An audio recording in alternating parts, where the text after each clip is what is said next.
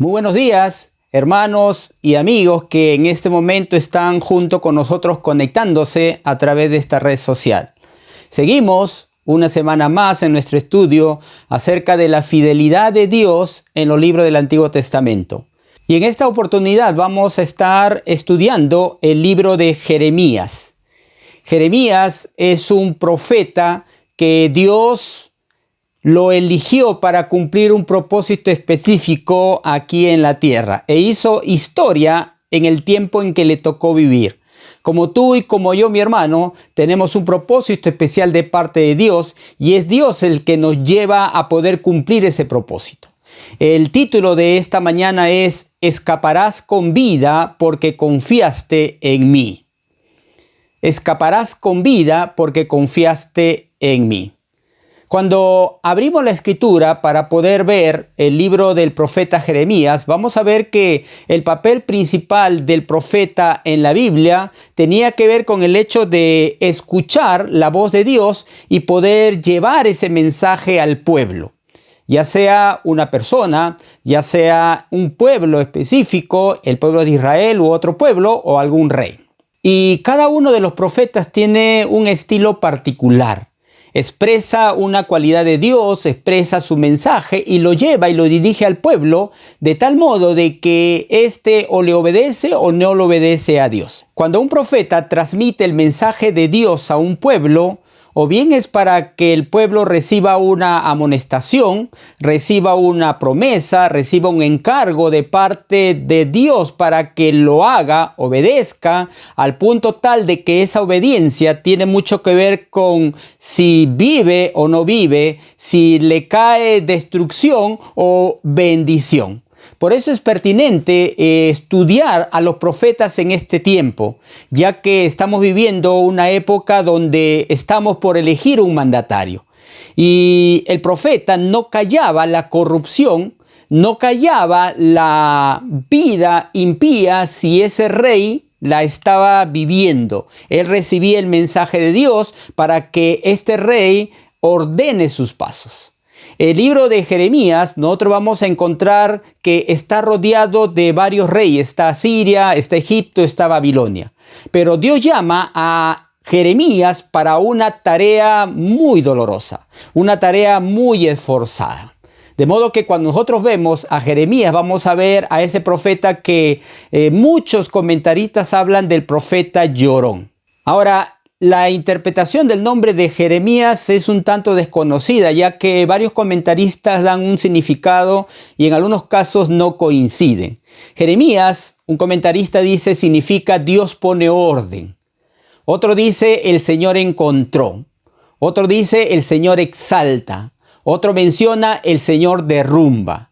Es decir, el nombre de Jeremías habla de un mensaje que va a llegar a cierto lugar donde Dios va a poner un orden, pero ese orden no necesariamente va a traer consuelo, va a traer esperanza, sino más bien es un mensaje de juicio. Ya dije que a Jeremías se le conoce como el profeta llorón, ya que él viene y da un mensaje de advertencia y de aflicción. Ahora, cuando nosotros vemos a Jeremías, vamos a ver que es uno de los libros proféticos más largos del Antiguo Testamento. Cuando leemos el libro del profeta Jeremías, vamos a darnos cuenta que es más largo que Isaías y Ezequiel. De modo que el mensaje que él va a anunciar al pueblo de Israel tiene mucho que ver con el hecho de llevar un mensaje que va a decir la verdad al rey, en este caso Sedequías, que va a venir un imperio y lo va a derrotar y va a hacer que sea destruido él y toda su familia. Jeremías es contemporáneo con Habacuc y Sofonías y coincide su periodo de ministerio también con el profeta Ezequiel. Y es interesante que estos dos libros coinciden a pesar de que uno de ellos, su ministerio principal fue en Palestina y el otro fue en Babilonia. Pero ¿cómo es que Dios, al enviar a estos dos profetas, su mensaje coinciden en cuanto al propósito de juicio que iba a llegar a determinado lugar? Y en esta mañana vamos a ver 3 puntos principales en la vida de Jeremías. Lo primero que vamos a ver es que Dios lo escogió. Dios lo eligió. Tal como Dios cuando va a realizar alguna tarea en la tierra, utiliza a un hombre, utiliza a una mujer para cumplir un rol, para cumplir un papel específico. Como lo hace hoy día, lo ha hecho siempre. Cuando leemos Jeremías capítulo 1, versículo 5 dice: antes que te formase en el vientre te conocí, y antes que nacieses te santifiqué, te di por profeta a las naciones. Cuando Jeremías va a empezar su ministerio, Dios hace que él entienda que el plan que Dios tiene para él no es un plan limitado por las fronteras, sino va más allá de las fronteras. Es decir, Dios le dice a Jeremías que él tiene un propósito de llevar el mensaje de Dios aún más allá de las fronteras de Palestina, las fronteras de Israel. Y es importante que se pueda estudiar a fondo en el momento que usted pueda el libro de Jeremías, ya que por medio de Jeremías Dios advierte no solamente a las naciones de esa época, sino a los presidentes, a los futuros gobernantes de nuestra nación y de diferentes países, que si ellos rechazan a Dios y las enseñanzas bíblicas, definitivamente esto va a traer una degradación moral, una degradación espiritual, y como consecuencia de eso va a venir castigo para esa nación. Para que Dios le hable lo que el versículo 5 de Jeremías capítulo 1 dice, es muy probable de que Dios le haya comunicado esta verdad a Jeremías para que él entienda que su rol en la tierra en ese tiempo era un rol profético que iba a abarcar más allá de las fronteras, pero al mismo tiempo que no iniciaba en su nacimiento, sino de que Dios había planeado su propósito de Jeremías aún antes de nacer. Por eso le dice, antes que te formase en el vientre te conocí. Es decir, Jeremías, tú tienes un propósito mío aquí en la tierra que lo vas a cumplir, porque aún antes de que tú fueses formado en el vientre de tu madre, yo ya te conocía, yo ya estaba pensando en ti. Antes de que tú nacieses, yo te separé para algo especial. De modo que cuando nosotros vemos este actuar de Dios, esta forma que Dios le comunica al profeta, nosotros podemos entender entonces que Dios es un Dios omnisciente, que Dios lo conoce todo. Aún antes de que nosotros apareciésemos en esta tierra, Él ya tenía un plan, un propósito para con nosotros. Entonces podemos decir que si Dios le manifestó esta revelación a Jeremías de que él tenía un propósito aún antes de nacer, podemos nosotros decir entonces de que ese propósito hizo que Jeremías sea el profeta que realmente fue. Un comentarista, Harrison, dice: su vida futura y pensamiento fueron moldeados en gran medida por un conocimiento temprano con las declaraciones de los profetas del siglo VIII, tales como Amós, Oseas, Isaías y Miqueas, y probablemente por la vida y los dichos de Elías y Eliseo. Este comentarista dice y hace alusión que Jeremías pertenecía a una orden sacerdotal, y como consecuencia él conocía la Escritura. Y de seguro que los profetas que le precedieron fueron inspiración para él. Algunos comentaristas mencionan que Jeremías tenía aproximadamente entre 17 y 20 años. Y que él era un joven que tenía las mismas tentaciones y tenía los mismos sueños y visiones que cualquier joven de cualquier época.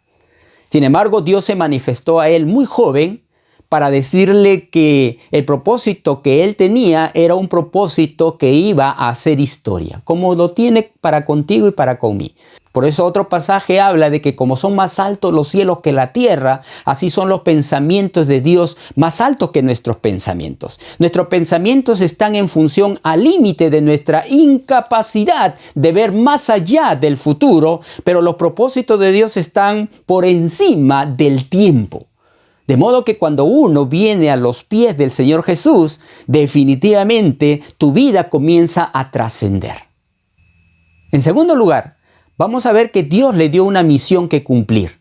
El versículo 6 dice: y yo dije, Señor Jehová, he aquí no sé hablar porque soy niño. Es interesante que Dios le da una misión a Jeremías, pero Jeremías, al ver esa misión, se mira a sí mismo.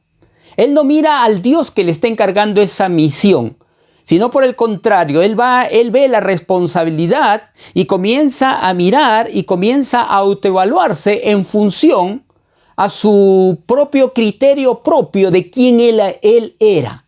Y le dice, Señor, pero soy niño, soy joven, no sé hablar.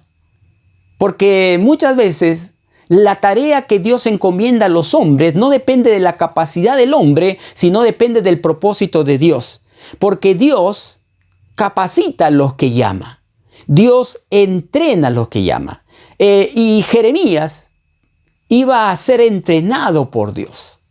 Iba a pasar como todo hombre, como toda mujer que cumple un propósito trascendente en la tierra, iba a pasar por circunstancias que iban a moldear su carácter e iban a hacer que él pueda amar más a Dios.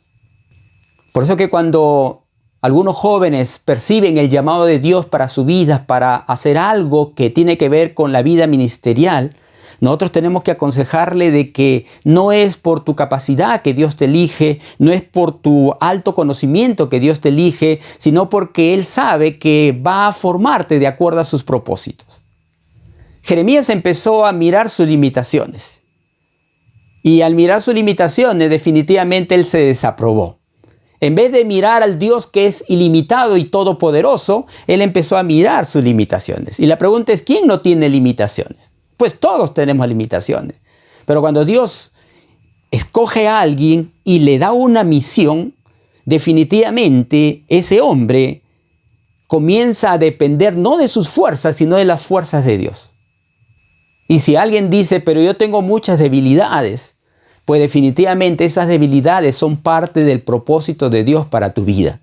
Ya Pablo hablaba y decía que él se iba a gloriar en sus debilidades porque eso hacía de que él pudiera depender más de Dios. Porque si él se hubiese sentido fuerte, cualquier acción o cualquier hecho que él hubiera realizado, él hubiera pensado que él en su fuerza lo había hecho. Pero Dios permite algunas debilidades para que tú puedas fortalecerte en el poder de su gracia y tú puedas depender de Él. Y qué bueno es saber que cuando Dios elige a alguien y Dios le da una misión y nosotros comenzamos a ver nuestras imperfecciones, nuestras debilidades, Dios nos contesta. Y Dios le contestó a Jeremías y le dijo, no digas, soy un niño, porque a todo lo que te envíe irás tú y dirás todo lo que te mande. No temas delante de ellos porque contigo estoy para librarte, dice Jehová. Y extendió Jehová su mano y tocó mi boca y me dijo Jehová, he aquí he puesto mis palabras en tu boca. Mira que te he puesto en este día sobre naciones y sobre reinos, para arrancar y para destruir, para arruinar y para derribar, para edificar y para plantar. Es decir, Dios le está diciendo a Jeremías, Jeremías, yo estoy completamente de acuerdo con lo que tú estás diciendo. Yo sé que tú eres una persona con muchas limitaciones. No se me ha escapado esas debilidades que tú tienes. Pero sabes una cosa, no digas que eres un niño. A partir de ahora no vas a mencionar tus debilidades. Por el contrario, tú vas a hacer todo lo que yo te digo. Tú vas a comunicar todo lo que yo te mande que comuniques. Y lo que Dios le está diciendo a Jeremías es, Jeremías, el encargo que yo tengo para ti va más allá de tus limitaciones, va más allá de tus apreciaciones personales hacia ti mismo, va más allá de tu autoestima baja, va más allá de lo que tú creas que eres o de los límites que tú mismo te has puesto. Así que yo lo primero que te digo, Jeremías, es no digas soy niño. Es decir, comienza a dejar de hablar y de mencionar tus limitaciones y comienza a hablar y a convencerte a ti mismo del rol que yo tengo para ti. Te he puesto como un hombre, te he puesto como una persona que va a anunciar mi mensaje y en eso te debes centrar. Que nada desvíe tu atención del rol protagónico y del rol eterno que es compartir mi mensaje a quien que yo te envíe.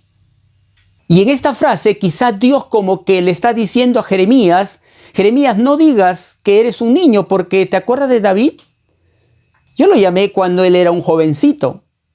Él estaba cuidando ovejas y en ese cuidar de ovejas venía un oso y él lo ahuyentaba, venía un león y él lo mataba. Y yo lo preparé, aún en el anonimato, para poder ser rey de Israel. Y venció a Goliat y fue uno de los grandes guerreros del rey Saúl, hasta que se convirtió en rey.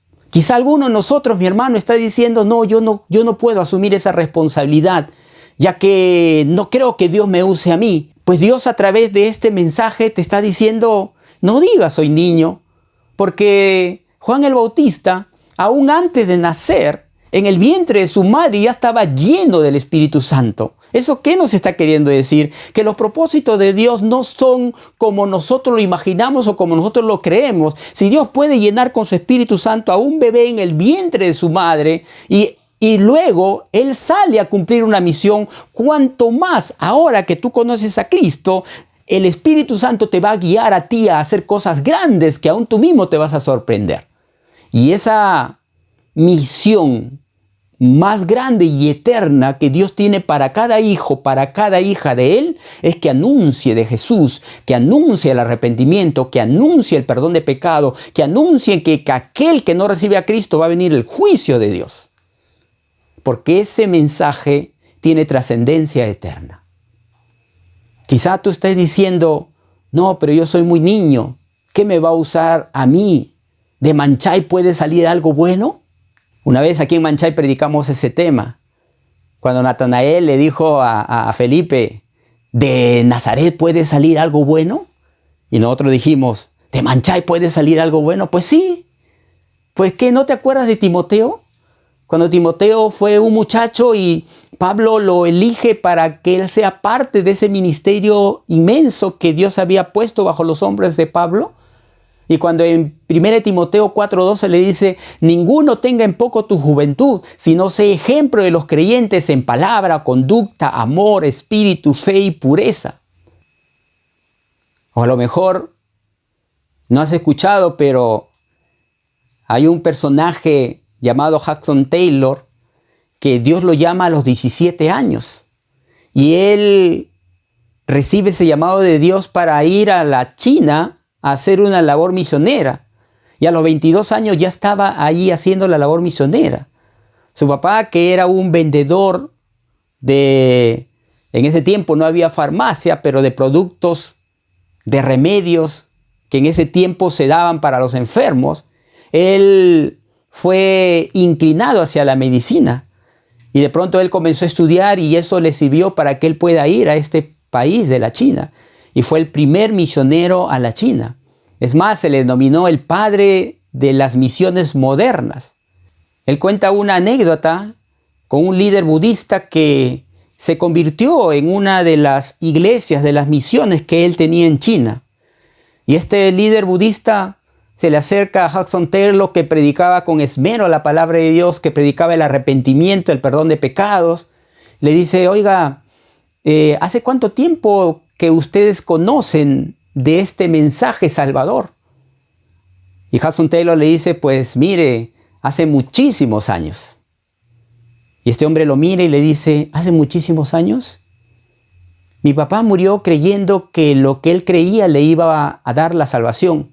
Mis abuelos murieron creyendo que lo que ellos creían les iba a dar la salvación. ¿Por qué se han demorado tanto en venir?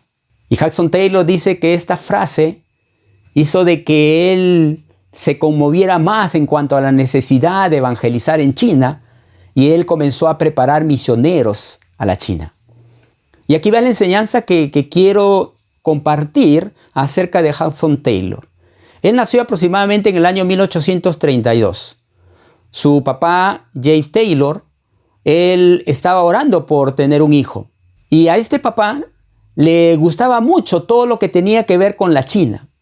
Y antes que naciese Hudson Taylor, él hizo esta oración y le dijo a Dios así: Dios, si esta criatura es varón, por favor permite que vaya a trabajar en tu nombre a la China. Él hizo esta oración sin saber que Dios le iba a escuchar y sin entender que su hijo iba a ser el primer misionero que iba a abrir las puertas para que mucha gente vaya a evangelizar a la China. Dios tenía un propósito con el papá y Dios tenía un propósito con el hijo. Pues a ti te digo, mi hermano, que los propósitos de Dios muchas veces no lo vamos a entender, pero cuando Dios te lo revela, lo vas a disfrutar, lo vas a vivir de otra manera. Y vas a empezar a depender de Él y vas a ver las cosas de Dios desde otra perspectiva. Entonces, cuando Dios llama, escoge a Jeremías, Dios le da una misión. ¿Quién sabe, mi hermano, que quizá tu hijo o tu hija va a ocupar puestos de autoridad en nuestra nación? ¿Quién sabe, tu hijo o tu hija va a ser el fiscal de la nación y va a empezar a aplicar justicia porque tú le enseñaste de la verdad de la palabra de Dios? Pero tienes que orar por tu hijo. Cuando nosotros vemos a Jeremías, de seguro que sus padres oraban por este niño.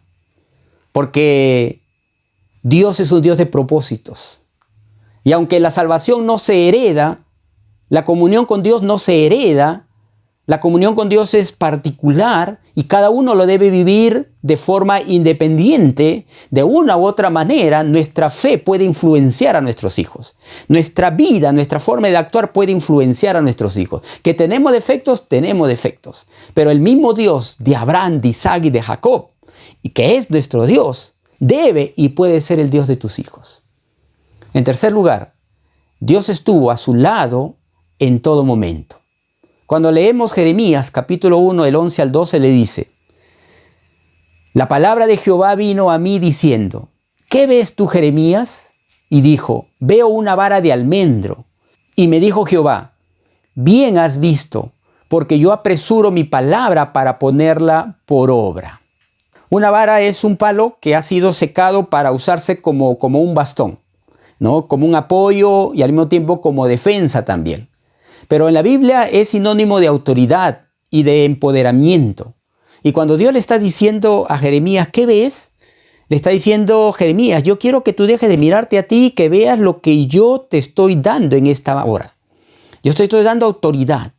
Es lo que Jesús, antes de ir al cielo, dijo, toda autoridad me es dada en el cielo y en la tierra, por tanto, id y haced discípulos. Es decir, la autoridad eterna, que no es terrenal, sino es del cielo, el Señor la dio a los discípulos y a nosotros para predicar su evangelio. Y es lo que Dios le está diciendo a Jeremías. Jeremías, yo te estoy mostrando esta vara de almendro que representa la autoridad, y yo lo que estoy delegándote a ti es mi autoridad, para que tú hagas lo que yo te voy a encomendar. Y Jeremías necesitaba ver en cierta forma esta revelación que Dios le estaba dando. Y definitivamente esta visión que Dios le estaba dando a Jeremías iba a ser acompañada de dolor, de quebranto, iba a ser acompañada de ausencia de tranquilidad. Pero eso estaba dentro de lo que era el plan de Dios para la vida de Jeremías. Por eso es que Jeremías se le conoce como el profeta llorón. Pero cada vez que Jeremías pasaba por una prueba, Dios le daba una revelación. Y en Jeremías capítulo 38, del 4 al 6 dice, y dijeron los principales al rey, mira ahora este hombre, porque de esta manera hace desmayar las manos de los hombres de guerra que han quedado en esta ciudad y las manos de todo el pueblo. Hablándole estas las palabras, porque este hombre no busca la paz de este pueblo, sino el mal. Y dijo el rey Sedequías, he aquí que él está en vuestras manos, pues el rey nada puede hacer contra vosotros. Entonces tomaron ellos a Jeremías y lo hicieron echar en la cisterna de Malquías, hijo de Amelec, que estaba en el patio de la cárcel. Y metieron a Jeremías con sogas en la cisterna, no había agua sino cieno, y se hundió Jeremías en el cieno. Aquí viene la parte cruda y la parte dura de la formación del carácter de un hombre y de una mujer de Dios. Dios te promete acompañarte, pero ese acompañamiento no significa que va a evitar el dolor en la persona. Esa presencia de Dios en la vida de un hombre, de una mujer que le teme, no significa ausencia del dolor, ausencia de la enfermedad. Muy por el contrario, la promesa de Dios es que te va a acompañar en esa circunstancia difícil. ¿Y qué ocurre? ¿Qué estaba pasando, hermanos? Jeremías cumplió fiel su ministerio de predicar lo que Dios quería que el pueblo escuche, que el rey escuche. Y de pronto Jeremías le decía, va a venir el rey de Babilonia y los va a tomar prisioneros y va a destruir la ciudad y todo va a ser terminado. Y el rey Sedequías, que no era un rey que tenía carácter propio, sino que se dejaba guiar de las circunstancias, recibió un grupo de príncipes en la sala del trono. Y le dicen, mira lo que está hablando este Jeremías, está hablando mal, está haciendo esto, está haciendo lo otro, ¿por qué no lo matas? Dice, muera ahora este hombre. Y el rey les dice, bueno, los dejo en sus manos porque yo no puedo hacer nada contra ustedes. Un rey que diga eso a unos príncipes, yo no puedo hacer nada contra ustedes porque no sabe quién es él. De modo que estos manipularon al rey y agarraron a Jeremías y lo colocaron en un pozo que estaba seco, pero estaba lleno de cieno, que es esa especie de barro que se forma cuando una poza de agua se ha secado. Y Jeremías, a través de una soga, lo bajaron. ¿Para qué? Para que muera de hambre. Creo que fue una de las circunstancias más claras de que Jeremías se dio cuenta de que sus días estaban por terminar. No solamente el dolor del rechazo y de la burla de la gente de que su mensaje no se cumpliese y que de pronto las autoridades de la época lo lanzasen a ese lugar a que muera de hambre, hizo que Jeremías de pronto se diera cuenta de que el mensaje que él estaba dando no necesariamente le iba a traer a él tranquilidad y bienestar. Porque muchas veces por cumplir la palabra de Dios vamos a tener que pagar las consecuencias de que este mundo hostil esté en contra de la palabra de Dios. Y necesitamos hombres y mujeres con principios claros que puedan anunciar la verdad de Dios aún a pesar de lo que pueda suceder con sus vidas. Y esto lo experimentó Jeremías. Este pozo no era un lugar donde él podía comer su canchita y mirar su película de Netflix. Este era un lugar donde él iba a estar solo y en la oscuridad total. Y el olor de todos aquellos minerales, producto de ese barro, ¿no es cierto?, definitivamente le causaban a Jeremías una falta de respiración. Ahora, a primera vista nosotros podríamos decir, ¿qué pasó con Dios? Dios no dijo que lo iba a acompañar. Dios no dijo que iba a estar a su lado. Dios no le dijo a Jeremías que él iba a estar con él en todo momento. Jeremías podría haberse preguntado, ¿no? ¿Qué pasó, Dios? ¿Qué sucedió? ¿Por qué estoy acá solo? Acá ya estoy condenado a la muerte. Y es lo que en este tiempo muchas personas están experimentando. Y con mucho respeto, enfermos del COVID se sienten como en un pozo solos. Muchas veces sin ningún familiar que los pueda llamar. Y muchas veces con ausencia de aire para poder llenar sus pulmones, haciendo largas filas como nosotros vemos en los canales de televisión.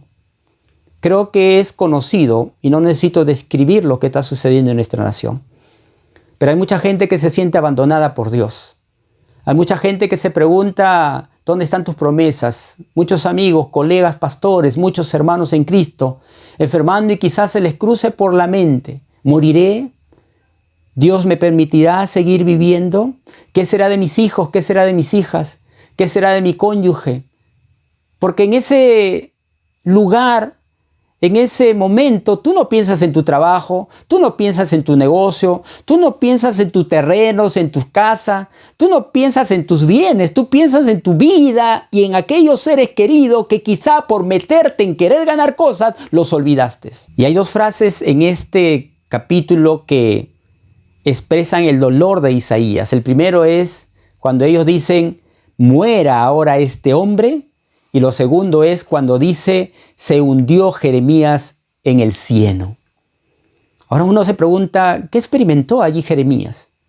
Y en el libro de Lamentaciones, que Jeremías también lo escribió en el capítulo 3, versículo 54, dice, ataron mi vida en cisterna, pusieron piedras sobre mí, aguas cubrieron mi cabeza y yo dije, muerto estoy. Jeremías llegó a pensar que iba a morir. Jeremías llegó a pensar que su ministerio ya había terminado. Jeremías sintió que le cubrían esa poza con una piedra, como diciendo, muérete ahí. Jeremías sintió la soledad que siente mucha gente alrededor del mundo en esta época. Jeremías sintió la falta de aire que mucha gente siente en esta época. Jeremías sintió la oscuridad y las tinieblas que rodean a muchas personas en esta época. Y quizás se pregunten, ¿dónde está Dios? Quizás se pregunten, pero ¿por qué Dios permite que sucedan estas cosas? Quizás muchas interrogantes surgen acerca de, ¿se le ha escapado Dios esta pandemia de sus manos? Cuando leemos Pedro, dice, capítulo 1, versículo 7, para que sometida a prueba vuestra fe, mucho más preciosa que el oro, el cual aunque perecedero se prueba con fuego, sea hallada en alabanza, gloria y honra cuando sea manifestado Jesucristo. Entonces la interrogante que surge acá es, ¿por qué Dios prueba nuestra fe? Y la respuesta debe ser para que tú y yo, mi hermano, desarrollemos una fe genuina. Una fe que realmente significa buscar a Dios. Una fe que realmente significa clamar a Dios. Una fe que significa que si realmente vas a orar y orar de verdad a Dios. ¿No te ocurre que a veces estamos reunidos en los cultos de oración y te dicen, hermano, te toca orar? Y en tu mente está, ¿qué voy a hacer más tarde? ¿Qué voy a hacer la otra semana? ¿Qué voy a hacer ahora? Y en tu mente está otra cosa y no estás concentrado en lo que los hermanos están orando. Y cuando te toca orar, balbuceas y no sabes qué decir porque hasta la oración que te tocaba a ti orar te olvidas. Pero cuando te llega a ti la prueba, cuando te llega la aflicción, ¿no es acaso que tú oras con más intensidad? Y tu oración hasta tú mismo la sientes genuina. Pues la prueba es para que tu fe pueda ser genuina. Y es por eso que Pedro dice que nuestra fe va a ser probada como el oro, porque a mayor cantidad de fuego, más pura se vuelve. Y Jeremías en Lamentaciones dice, invoqué tu nombre, oh Jehová, desde la cárcel profunda. Oíste mi voz, no escondas tu oído al clamor de mis suspiros. Te acercaste el día que te invoqué y dijiste, no temas. Mi hermano, no sabemos cómo ocurrió esto, pero Jeremías estaba ahí en todo el lodo, estaba hundido en el lodo, estaba hundido ahí en esa poza y en esa angustia de muerte. Él dice, invoqué tu nombre, oh Jehová, desde la cárcel profunda. Y él dice, oíste mi voz, no escondiste tu oído del clamor de mis súplicas. Fíjate, mi hermano. Y dice, te acercaste el día que te invoqué y dijiste, no temas. Hermano, ¿cómo habrá sucedido esto? Y es lo que te dice a ti, querida hermana, querido hermano, no temas. Quizá te dijeron que tienes COVID, pero Dios te dice, no temas. Invocaste a Dios en tu angustia, invocaste a Dios en tu clamor, en tu desesperación, porque te han rodeado lazos de muerte, pero el Señor te dice, no temas, yo estoy haciendo algo. Y eso lo alentó a Jeremías. Ahora, ¿qué estaba haciendo Dios, mi hermano? ¿Qué estaba haciendo Dios? Si ya el rey había dado la orden de que lo metan a Jeremías en esa poza, todo el pueblo de Israel estaba escondido porque si sacaban cara por Jeremías también quizás lo metían ahí.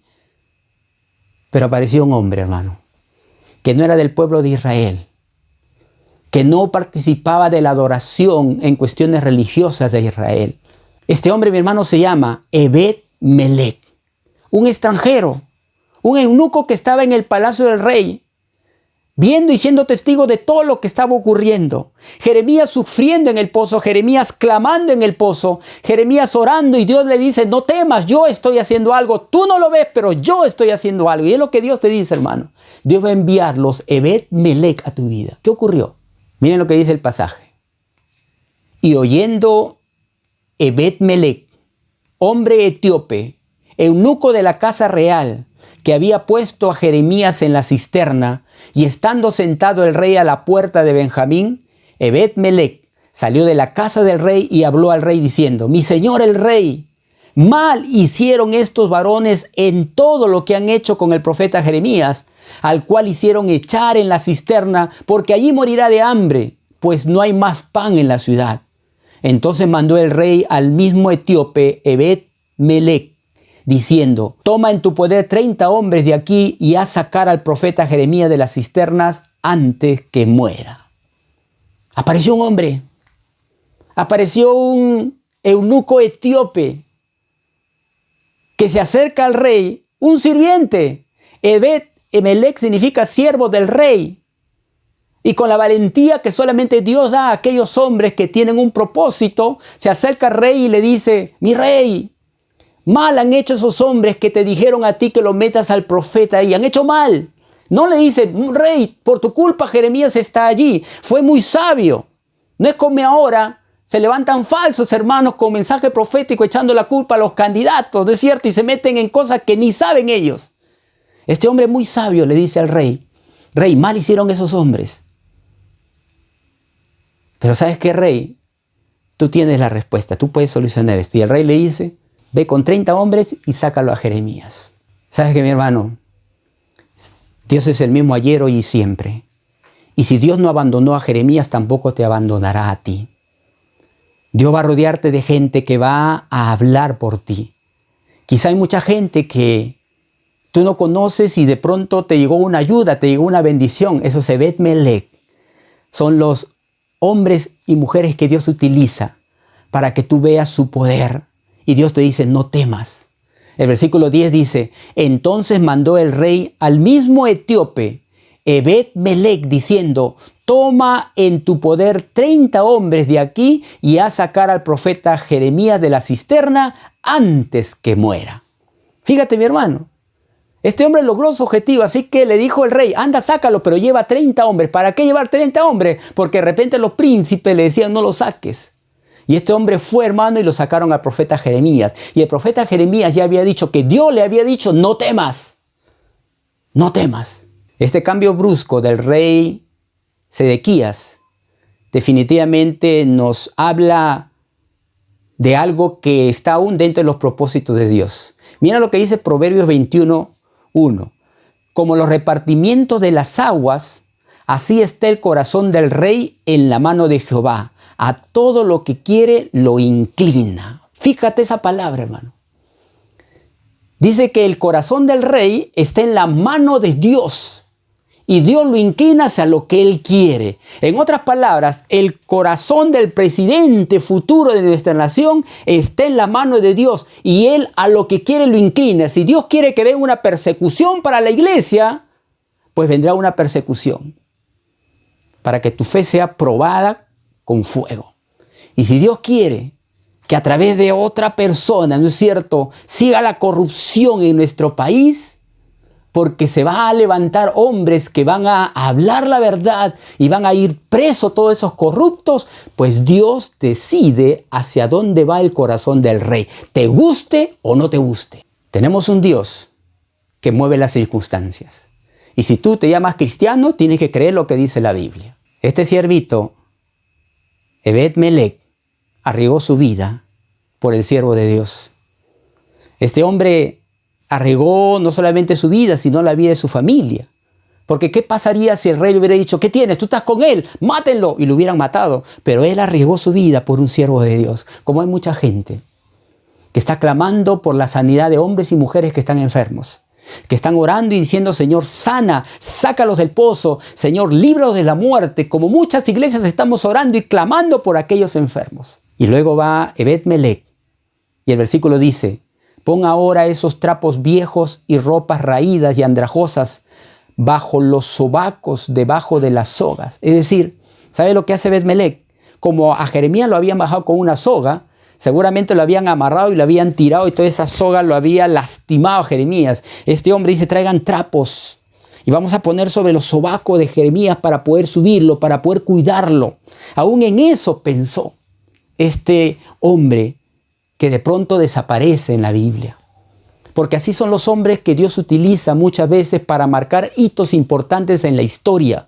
Son hombres que aparecen y no buscan gloria, no buscan aplauso, no buscan ser trascendentes a través de las redes sociales y decir: yo gané. Sino son hombres que vienen y cumplen el plan de Dios y luego desaparecen. ¿Sabes qué, mi hermano?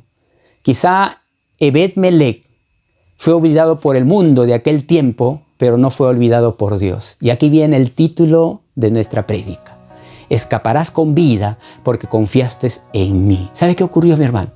Jeremías capítulo 39, versículo 15 al 18 dice: Cuando Jeremías estaba todavía preso en el patio de la guardia, el Señor se dirigió a él y le dijo: ve y dile a Ebed-Melech el etíope: el Señor Todopoderoso, el Dios de Israel, dice: voy a cumplir lo que he anunciado a esta ciudad, para su mal y no para su bien. Cuando esto suceda, tú estarás presente, pero yo te protegeré para que no caigas en poder de esa gente a la que temes. Yo, el Señor, lo afirmo. Yo te libraré de que te maten. Podrás escapar con vida porque confiaste en mí. Yo, el Señor, lo afirmo. Fíjate, mi hermano, lo que ocurrió. Este desconocido, Ebed-Melech, de pronto Dios le va a hablar. Dios le dice a Jeremías, seguía en la cárcel Jeremías: levántate y anda y búscalo a Ebed-Melech y dile que yo sé sus temores. Yo sé que él tiene miedo a morir, como Dios sabe que tienes miedo a contagiarte del COVID. Como Dios sabe tu temor, mi hermano, pero aún así estás ayudando a gente que están con COVID. Estás orando, estás mandando ofrenda, estás llevando comida, te estás arriesgando, y Dios te dice a ti, mi hermano, como le dice a Ebed-Melech: yo conozco tus temores, yo conozco tus miedos. Yo sé que tú crees que vas a morir con toda la gente, pero no, yo voy a cumplir mi palabra. Yo voy a cumplir lo que he dicho de este pueblo. Van a morir, pero quiero que tú sepas algo. Y le dice: el Señor Todopoderoso, el Dios de Israel, dice esto. Y es lo que Dios te está diciendo: podrás escapar con vida porque confiaste en mí. Yo, el Señor, lo afirmo. Fíjate esa promesa, hermano. No moriré, sino que viviré y contaré las obras de Jehová. Dios te dice que vas a escapar con vida porque confiaste en Él.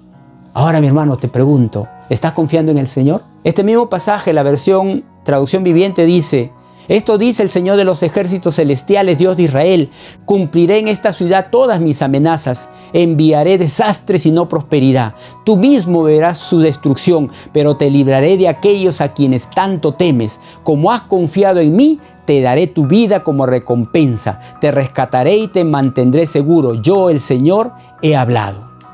En medio de tanta incredulidad, Dios utiliza a un hombre, a Ebed-Melech, y le dice: podrás escapar con vida porque confiaste en mí. Yo, el Señor, lo afirmo.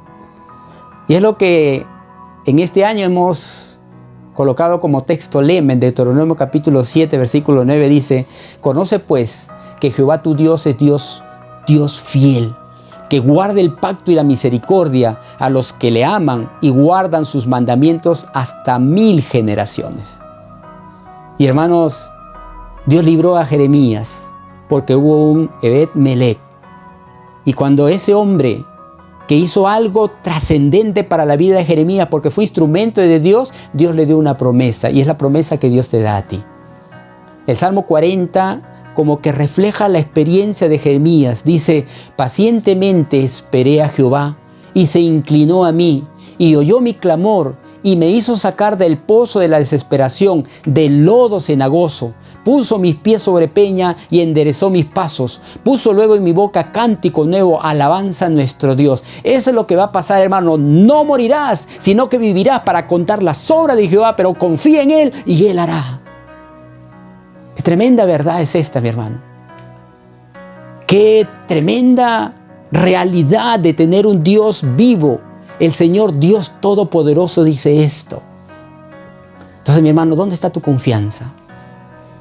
Quizá la circunstancia te ha nublado tu entendimiento para que veas que Jehová es Dios de toda carne. ¿Habrá algo que sea difícil para Él? Pues no lo hay. Y si tu confianza se ha evaporado y quizás la has perdido por ahí, ¿por qué no le dices al Señor: Señor, quiero poder volver a confiar en ti? Quiero renovar mi confianza en ti. Quiero que tú tomes mi mano y me la sostengas. Quiero, Señor, seguir adelante. ¿Te animas a hacerlo? Vamos a orar. Dile así al Señor en tu lugar, quizá ahí en tu cama, quizás, mi hermano, ahí con temores como mucha gente lo está viviendo, pero Dios dice que te va a acompañar. Oremos. Padre, en el nombre de Jesús, venimos a ti para glorificarte, para exaltarte, para decirte a ti, Señor, que para ti nada hay imposible. Pues ahora venimos, Señor, para que nuestra confianza en ti vuelva a tener el mismo propósito cuando empezamos nuestra vida contigo. que quizá las circunstancias han robado, Señor, nuestra fe y han hecho creer que las circunstancias no pueden cambiar, pero tú eres el Señor Todopoderoso. Así que te entregamos a ti nuestros miedos, te entregamos a ti, Señor, nuestros temores, te entregamos a ti nuestras dudas y pedimos, bendito Dios, que tú obres en nuestra vida y que tú puedas hacer tu voluntad en lo que queda de nuestras vidas. Y queremos vivir para glorificar tu nombre. Te damos a ti la gloria, Padre, en el nombre de Jesús. Amén y amén. Amén, mi hermano. Que el Señor te bendiga, mi hermano. Y tú puedas afirmarte que quizá esta promesa se lo dijeron a este hombre, pero a lo mejor es para ti en esta semana, en este mes, en este día. Escaparás con vida porque confiaste en mí. ¿Lo crees? Dale gloria a Dios entonces, hermano, y cántale al Señor.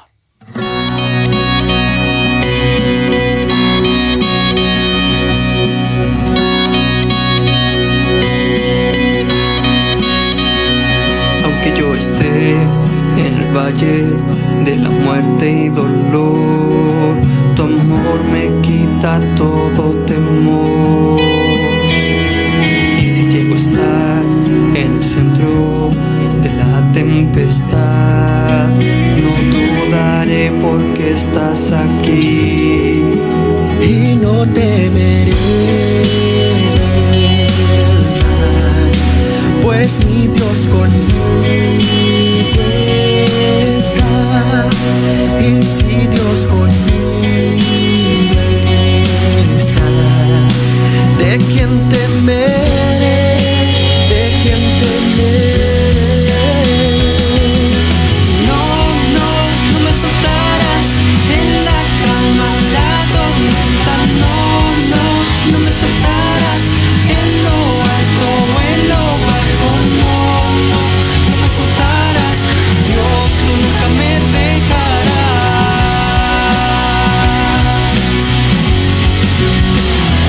Puedo ver la luz que se acerca al que busca de ti, gloriosa luz cual otra no hay. Un día acabarán los problemas y mientras llega el fin, viviremos conociéndote a ti y no temeré mal, pues mi Dios conmigo está. Y si Dios conmigo está, ¿de quién temeré? ¿De quién temeré? No me soltarás en la calma o la tormenta. No me soltarás en lo alto, en lo bajo. No me soltarás, Dios, tú nunca me dejarás.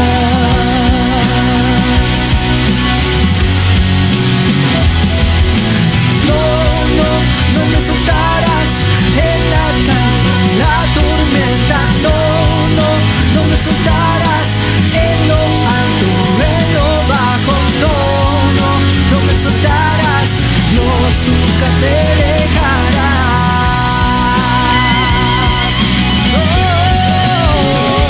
Puedo ver la luz que se acerca al que busca de ti.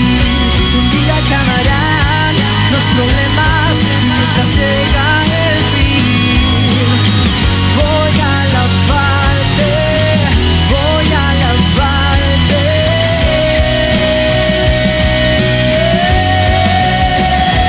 Puedo ver la luz que se acerca al que busca de ti.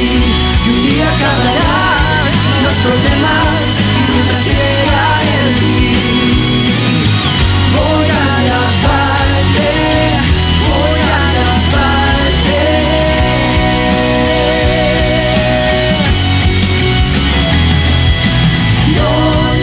No me soltarás en la calma o la tormenta. No me soltarás en lo alto o en lo bajo. No me soltarás, Dios, tú nunca me dejarás.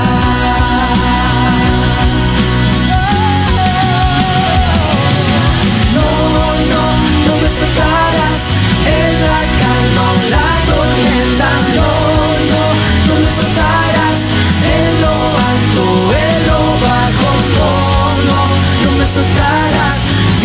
tú nunca me